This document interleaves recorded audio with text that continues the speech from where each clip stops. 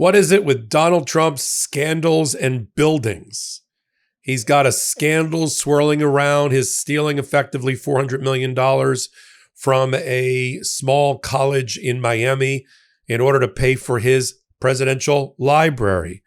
He's trying to build an arch, the Arch to Trump, or whatever it's supposed to be called, for his own glory, his own vanity and glory, right in the middle of where all the monuments are in America, with our money and with other money. He's wasting all the money that Doge allegedly saved. And now he's taking a wrecking ball and putting up a monstrosity of a ballroom, which will visually swamp the White House. It's like pulling up a trailer or a trailer park and putting it next to the White House. I cover it all on my new podcast, The Intersection, and here's a clip. Let me switch gears to the library. He's going to build it somewhere. This is a guy that can barely read. He never wrote a book either. He ghost wrote all of his books or had them ghost written for him. But he's got his eyes set. He's a real estate guy on a 3-acre parcel of land in Miami, right down the street from me, across from where the Miami Heat play, on Biscayne Boulevard. It's the last undeveloped lot.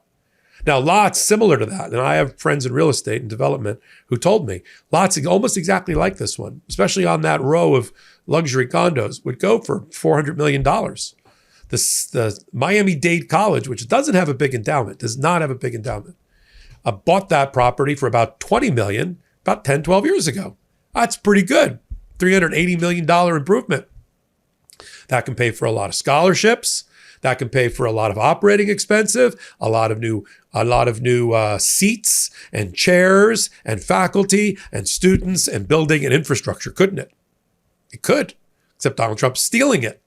And I'm going to have on my Legal AF for an interview tomorrow the lawyers, Andres Rivero and George Mestre, who sued successfully, for now, to stop Trump's grabbing that $400 million parcel of land, which is now a parking lot next to Miami-Dade College, next to the Freedom Tower of all places, the Ellis Island of Miami, where the Cuban diaspora came through to get naturalized. And just the irony of it all is Donald Trump chases migrants and immigrants and Americans through the streets and tries to abuse their civil liberties and due process. He's going to buy next to the Miami Freedom Tower. But they stopped it with a lawsuit in front of Judge Mabel Ruiz in the 11th Circuit Court of Appeals in Miami because, of course, the Miami-Dade trustees who voted in secret, really, without proper notice at 8 o'clock in the morning, without a YouTube link for anybody to see, voted to turn it over to the state for free. And on the other hand, DeSantis already passed a bill that said local government can't be involved with presidential libraries, only the state. And then right on cue, DeSantis and his cabinet voted to give it for free. So free to Donald Trump, except Miami-Dade College is out $400 million. And 59% of Miami-Dade County, let me explain this. 75% of Miami-Dade County or so is Latin, is Latino or Latina. That's 75%. Most of that, 50% of that, maybe a little bit less, is Cuban. Most of that is of Miami-Dade County is a huge Republican group in Miami. Okay?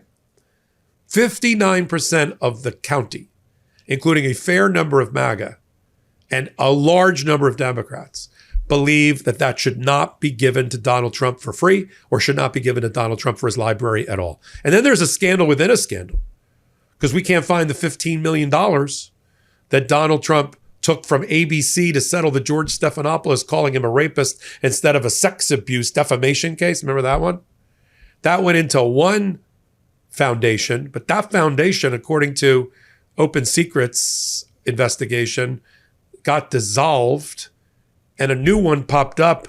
And I'm sure if there was something siphoning of money from one to the other by Donald Trump and his family, it was probably done for tax purposes or to evade something. And so there's a $15 million scandal nestled within a $400 million scandal. It's like Russian nesting dolls when you talk about Donald Trump and scandals. So we've done so far the library theft, the theft from the taxpayers. Now let me just touch on the arch. Donald Trump got it in his mind, and I guess there was a designer who designed an arch to put in one of the few remaining spots in the monuments area of DC.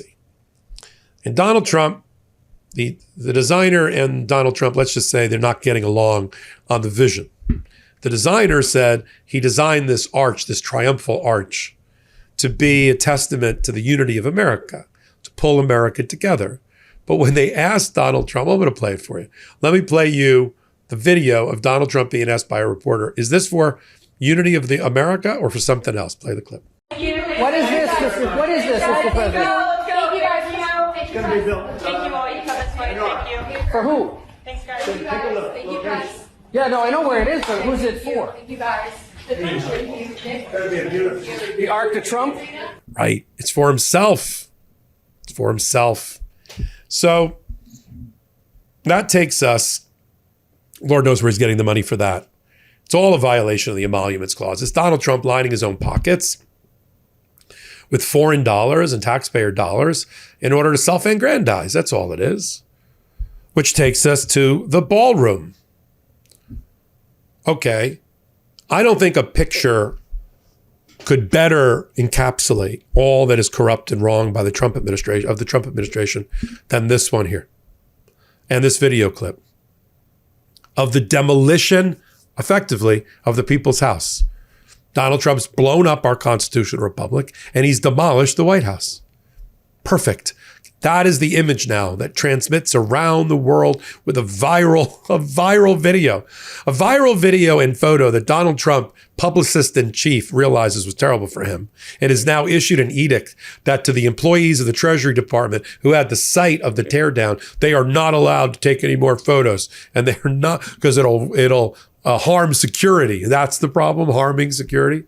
Now, where does Donald Trump get the right to tear down the east wing of a historic building on public land he does not own nor control, without congressional approval or funding, and put up his idea of a Holiday Inn meets Mar-a-Lago replica for $250 million, 900,000 square feet? It's not his house, it's the people's house. He's a temporary custodian and occupant at the very least. To me, it's a violation of the emoluments clause about how the funding came in, because he's lining his pockets with money that's really intended for the public. It's also a violation of, yes, here's one problem. That building, the White House and the Supreme Court, is exempt from the National Historic Preservation Act. Doesn't mean he can do whatever he wants with the building that the people sent him to. So I think there should be a lawsuit to stop the further demolition and certainly the erection of this ballroom, this scar on the people's house. Now, if this finally goes up despite lawsuits, I got a great idea, which I'll share with you now. Because I don't think the next president, especially a Democratic one, is just going to blow away or throw away $250 million and tear it down, put it back the way it was. But why don't we turn it into something that's useful? A unhoused or a homeless shelter? A museum dedicated to the presidency, including the criminality of Donald Trump in term 1 and term 2. How about a hall of shame attached to the White House, which is lined with Madame Tussauds wax museum-like figurines of all the members of the cabinet who enabled Donald Trump, who all should be impeached and prosecuted when this administration finally sundowns. Welcome back. I sit at the intersection of law and politics and do it on Tuesday nights on my own on the Midas Touch Network. It's a fast-growing podcast. We're in the top 100 of all podcasts, YouTube podcasts, and our weekly rankings, and that's all because of you. Could use some help over on the audio versions. Download the audio versions on Apple and Spotify and leave a 5-star review. While you're here on Legal AF YouTube, hit the free subscribe button. Now more than ever, we need you to help us help defend us against the attacks of the Trump administration. Come over to Legal AF Substack and hit the subscribe button there. And if you can swing it for $6.77 a month, you can become a paid member of Legal AF. Help us keep all of this content on the air with all the contributors. And that's the way you do it. So until my next report, I'm Michael Popok. I'm Michael Popok, and I got some big news for our audience.